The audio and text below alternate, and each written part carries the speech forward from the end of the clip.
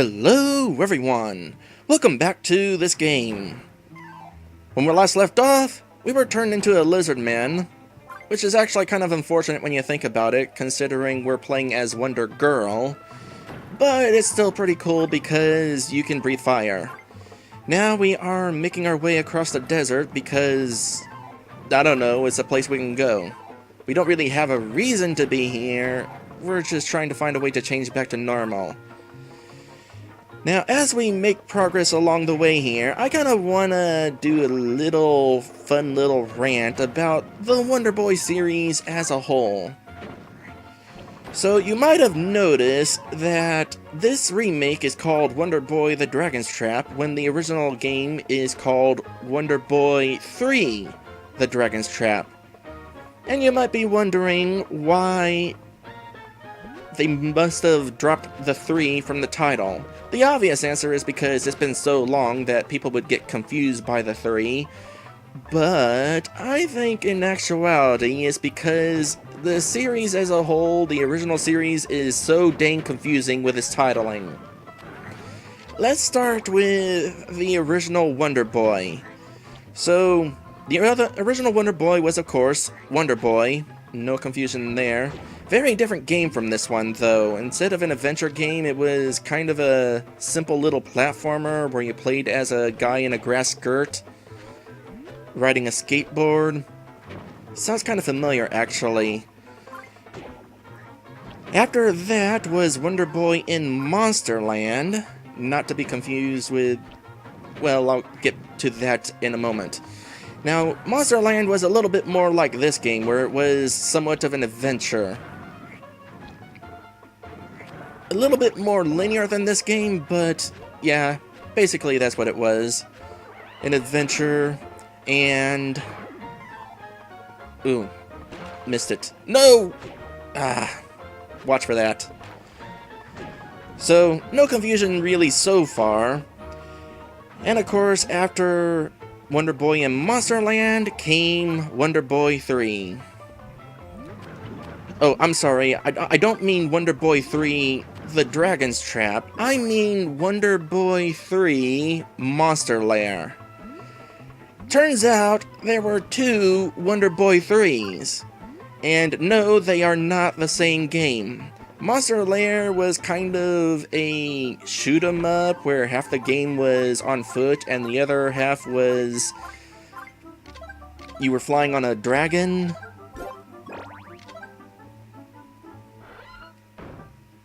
And then, after Wonder Boy 3 Monster Lair came Wonder Boy 3 The Dragon's Trap. I'm not entirely sure why there were 2 Wonder Boy 3s.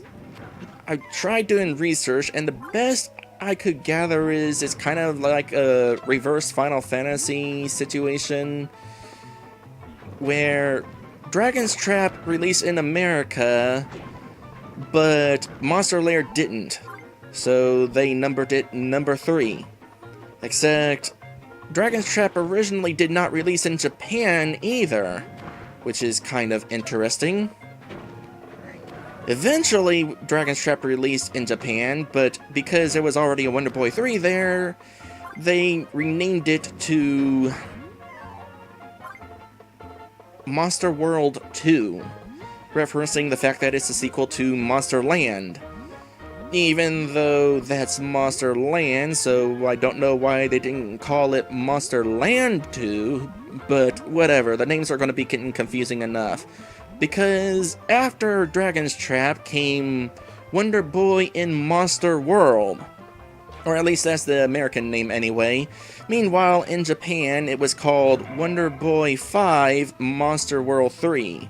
Of course, the Monster World 3 part makes sense because it's the 3rd game in this adventure series, which, by the way, pretty much implies that within the Wonder Boy series was another series. Sure. But what really throws me off about that title is it's Wonder Boy 5. To my knowledge, there was not a Wonder Boy 4. I guess because there were 2 Wonder Boy 3s, they decided, we'll just go ahead and count it and move on to Wonder Boy 5. But then, after Wonder Boy 5 that decided, screw it, this is all too confusing. What we're going to do instead is have the next game simply be called Monster World 4. And that is that. So that was basically the end of the confusion there. Except it wasn't. Like I said earlier in this playthrough, the original Wonder Boy 3 The Dragon's Trap wound up getting ported to the TurboGrafx 16. And on there, it got renamed to Dragon's Curse. And the reason why it got renamed is because the porting job was done by Hudson Soft and they could not get the rights to the Wonder Boy name. Now the interesting thing is, here's some more confusion. Wonder Boy 3, well rather Dragon's Curse, the TurboGrafx port, like I said, wound up on the Wii's Virtual Console. And that's all well and good, but along with that, they also ported the original Wonder Boy 3 The Dragon's Trap to the Wii's Virtual Console. So what we wound up with was two versions of the same game on the same service, but with different names. And if that wasn't confusing enough, Dragon's Curse is the name the game was given in America, the port that is. In Japan, the port was called Adventure Island. Not to be confused with Adventure Island on the NES, which as it turns out is a port of the original Wonder Boy. And of course, Adventure Island wound up getting its own series, and Adventure Island 2 and 3 got ported to the Game Boy, but renamed as Adventure Island 1 and 2, and you see why this is so confusing?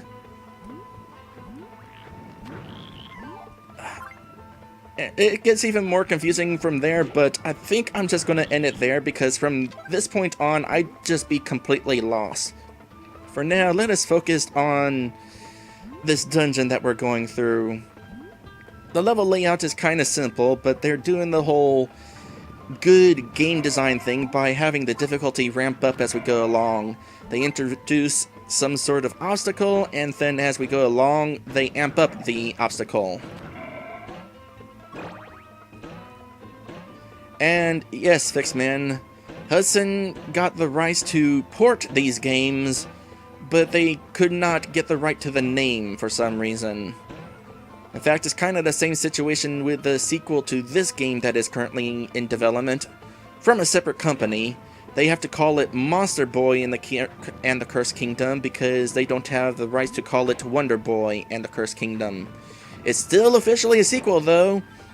The original developer who worked on Wonder Boy 3 The Dragon's Trap worked both on this remake as well as the upcoming sequel. And yet, they couldn't call it Wonder Boy, the sequel. So how they managed to get the rights to the name for this remake, but not the sequel, it's all baffling. Like I said, this whole thing just keeps on getting more and more confusing. So, I'm just gonna leave it there. And I'm gonna try to jump across here, because there's a secret passage to some treasure!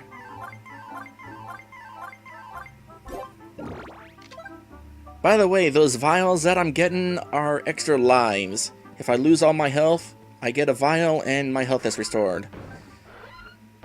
Also, this is a false floor, which is why I wanted to jump across. Speaking of false floors, isn't this a trip?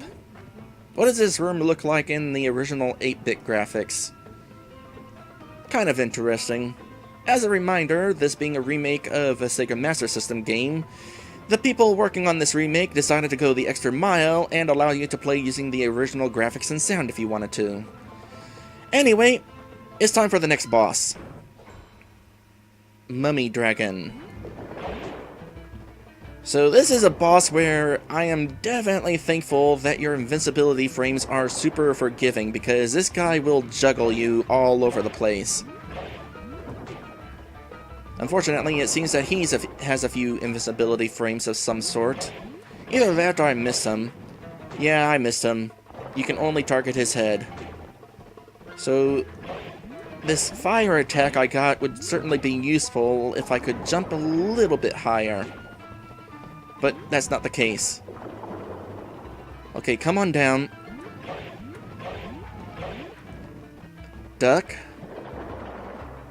Duck some more. Come on down. And there we go. I'll go ahead and try not to get hit by the flame. Once again, trying to collect as much money as I can before that thing kicks me out of the room. Oh, I got hit. Goodbye, lizard man form. Now we're a mouse.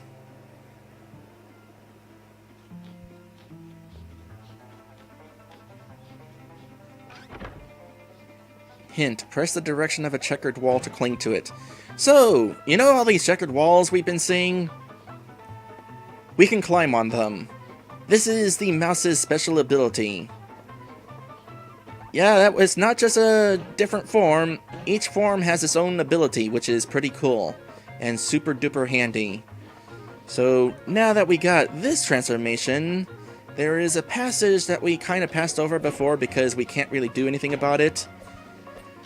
By the way, the mouse has a pretty dinky sword, so good thing I got all these fire spells. I'll probably want to make plentiful use of them. Especially now that we no longer have fire breath. We'll eventually be able to get it back, but not for a while. Okay, what do we got in here? More treasure? Cool. 84, 88, 90, 90, 24, 23, 26, 22, and health recovery. And in here, what we got? A dancing shield. A nice fit for rodents. Acrobats of all sizes love it. So how's my stats? Okay, I need to stop pressing that. So let's see here. Dancing shield compared to the other stuff. Yeah, it's definitely an improvement. And meanwhile in here, we get a handy dandy shortcut back to the village. Also a very pretty room. In hindsight, I probably should have checked what the retro graphics for that room looked like. Now from here, I don't think there's any secrets I can find at the moment, so instead we're going to make our way this way. Now we can climb over this. What's in here? I forget. There's another shop with much more expensive equipment. Night shield, fit for feathered creatures. Well, we're not really feathered. It's not a whole lot better than the shield we currently have either, so I'll skip it. Prince armor captures hearts and thoughts. Well, we're not affording that for a while.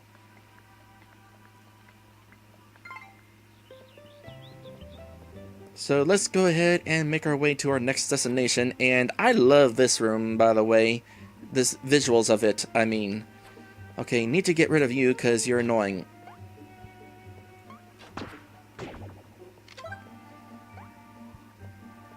This is definitely a visual improvement over the original game's graphics. Also, I kind of find it funny how the original mouse kind of looks like Mickey Mouse.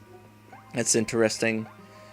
As for these things, they basically just cause damage if you touch them. You can eventually kill them, but it's really not worth it. They have a crap ton of health. Ooh. Okay, I'm taking a beating from those fire attacks, but that's kind of dumb of me because your shield actually can block those fire attacks. So, play better. And there's actually a secret up here. Let me go ahead and get rid of this guy real quick. If you come up here and jump, you find a secret room. This game has so many secrets.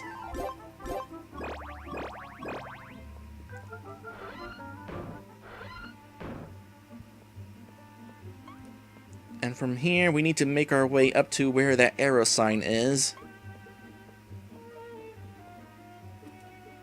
Let me switch equipment real quick. Oh, I forgot he came all the way down here. Screw you. And we have made it to the jungle. Insert song reference here. Alright, new equipment. Shogun Blade, reliable, made in Japan. That's gonna be good. You have a discriminating eye.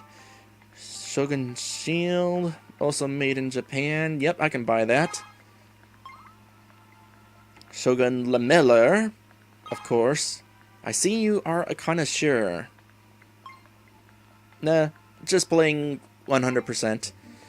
Let me double check how this equipment is for me. The Shogun Blade is gonna be better. Is the Shogun Shield better than the Dancing Shield? No. The Dancing Shield is a nice fit for rodents. And then the armor, Shogun Lameller is slightly better than the Dragon Mail. And there's no lava ahead, so we'll go ahead and do that. By the way, as this says, the Dragon Mail makes you immune to lava, even if you are not a lizard man, so that's kind of handy. Now, from here...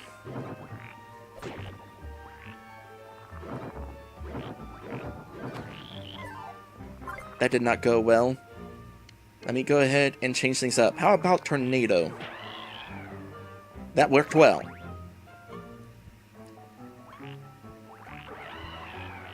And that was a waste.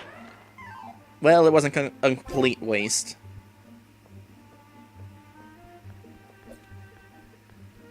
I'm gonna switch to the best magic now. The best item, I guess? The boomerang. You do use it up, but unlike Castlevania, if you catch it, you get it back. In other words, don't lose it.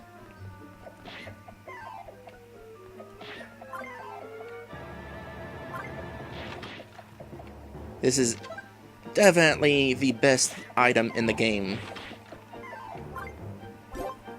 And will be especially useful in an area coming up in a bit here. Also against this guy, because it has pretty good range. I will say, so far... Oh, by the way, the boomerang can also pick up items. I will say, so far, the level design here is a bit flat. This was an old Sega game from 1989, after all. But it's gonna be a little bit more interesting right here. Some levels are more interestingly designed than others. Give me that. Eventually the coin will disappear if you don't catch it. Same with any amount of money as well as item pickups.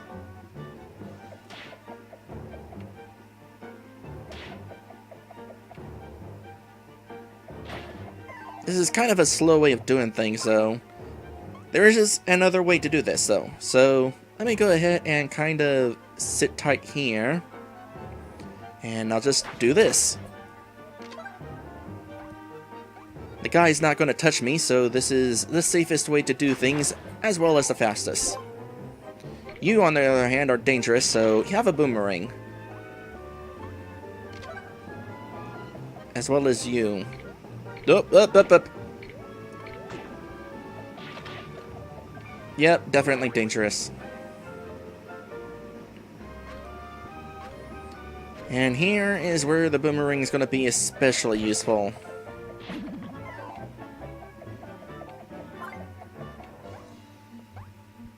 Long distance attack those guys. And then we're back to this. By the way, for those curious, here's what this area looks like in retro graphics.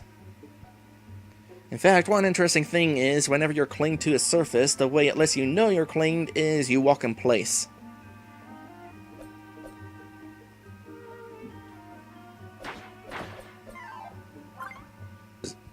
Speaking of these retro graphics, one thing you can do in the options menu, if we go to the retro settings, we can have retro music and sound effects, or you can have retro music turned off and sound effects turned on, and then you can do like this, and then have retro sound effects as you play.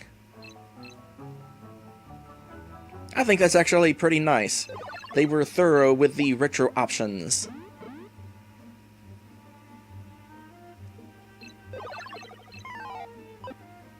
Fixman88 is asking, how do I pause the video? I'm not seeing any playback controls.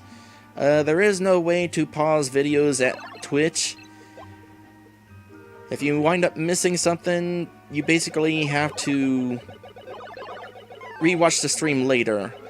You can go into my videos and watch what you missed and jump around the video if you want. You don't have to rewatch the entire stream, you can skip to a specific point. But while it's live, there is no pausing, there is no rewinding, so sorry to say. But if you really need a chance to step away, I will be doing my next episode break within the next 10 minutes. Okay, while I do like this option to use retro sound effects with modern visuals and music, I prefer to go all modern in this particular game. Ooh, this guy's dangerous.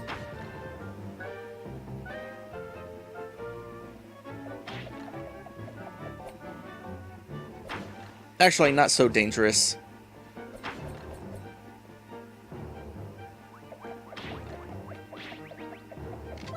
And I got a key. That's probably going to be handy. Oop, I was wondering where I was. I wound up clinging onto the wall. So, we're down here, and there's a door there, but we actually don't want to go to the door quite yet, I don't think. Speaking of doors, there's a secret door right there that allows you to come in here. Reason being because, well, there's no real reason. Just a way to get the treasure the monster dropped if you didn't have a boomerang. Let me double check this door just in case there's like something of use in here. Yeah, there is some treasure. Oh, it's a heart. In that case, you definitely wanted to come in here right now. This door is going to be leading backwards. Don't want to go that way yet. And this is sold out. Oh, this is a potion shop. You know, that item that is essentially a 1-up. If you already have one, though, you can't buy more. Alright, so from here, we're going to go ahead and start making our way upwards. There's the door this key is for. And... jump. Darn. Okay, that's why I want the lightning bolt. Because screw that guy.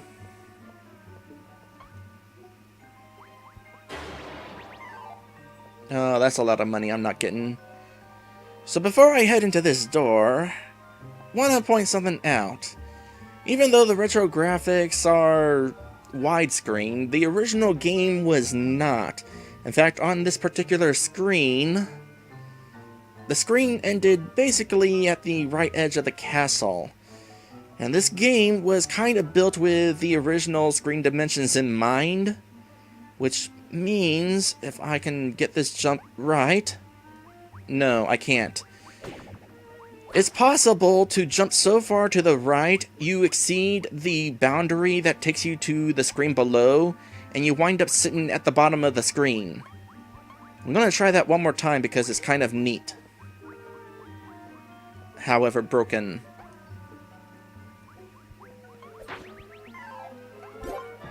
Nope.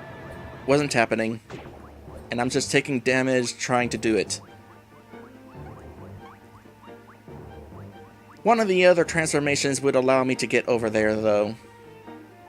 For now, I'm just going to go ahead and get knocked off again. Not on purpose, mind you, but because I forgot about the firefish for some reason. Okay, this is not an easy jump to make, by the way.